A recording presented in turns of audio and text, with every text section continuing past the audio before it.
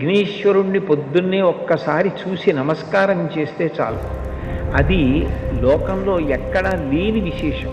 ఒక్కసారి ఆయన ముఖం వంక చూసి నమస్కారం చేసి 16 నామములు ఉన్న శ్లోకం చెప్పి బయటికి వెడితే చాలు విజయం సిద్ధిస్తుంది అని.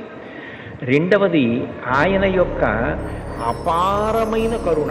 ఇంకా అంతా ఇంత కరుణ కాదు విఘ్నేశ్వరుడే. ఆయన క్షమించినంత తొందరగా ఎవ్వరూ క్షమించరు. మీరు చూడండి, అందరికన్నా ఎక్కువగా మరిచిపోయే లక్షణం ఎవరికి ఉంటుంది అంటే పిల్లల యందు ఉంటుంది. మీరు పిల్లలు అనేటప్పటికీ ఒక విషయం జ్ఞాపకానికి తెచ్చుకోవచ్చు. పెద్దవాళ్ళు ఏదైనా తింటున్నారనుకోండి, ఎవరో పెద్దలు వచ్చారు ఇంటికి, ఇంట్లో భోజనమో ఫలహారమో చేస్తున్న పెద్ద ఆయన ఆ పళ్ళెం పట్టుకునో లేకపోతే చేతిలో ఏ ఉండ్రాయో కుడుమో పట్టుకుని తింటూ వీధిలోకి వెళ్ళి స్వాగతం పలకడం. ఆ పళ్ళెం లోపల పెట్టి తాను పెడతాడు.